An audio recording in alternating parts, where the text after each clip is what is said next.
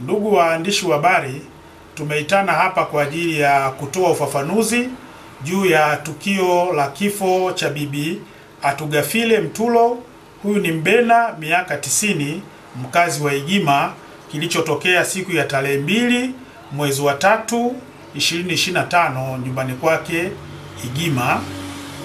Ni kwamba Bibi Atugafile Mtulo alifikishwa katika kituo cha polisi Igwachanya Wanging'ombe tarehe 15 mwezi wa 2 na baadaye katika hospitali ya wilaya ya Wanging'ombe ambapo alipatiwa matibabu ya majeraha aliyokuwa nayo usoni, huku akiwa hawezi kuzungumza jambo lolote.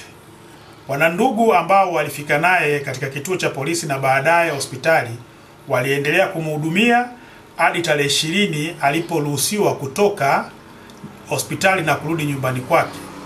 Toka tarehe 20 mwezi wa 2 2025, Bibi Atugafile Mtulo aliendelea kupata matibabu akiwa nyumbani, akiwa anauguzwa na wanaye hadi ilipofika tarehe 2 ya mwezi wa 3 alipopoteza maisha.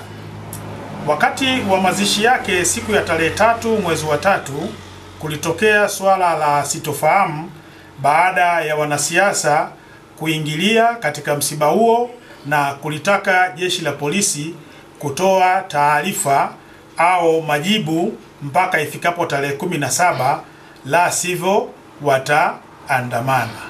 Niwaombe tu wananchi tuyapuuze maagizo hayo ya hao wanasiasa ambao wanasema kwamba wataandamana tarehe 17, lakini vile vile tutahadharishe umma kwamba maandamano ya aina yoyote yapo kwa mujibu wa sheria, na kukiuka kwa kufanya maandamano hayo, jeshi la polisi tutawachukulia hatua watu wote watakaoandamana kwa mujibu wa sheria. Niwaombe tu wananchi wa Njombe waendelee kukaa kimya.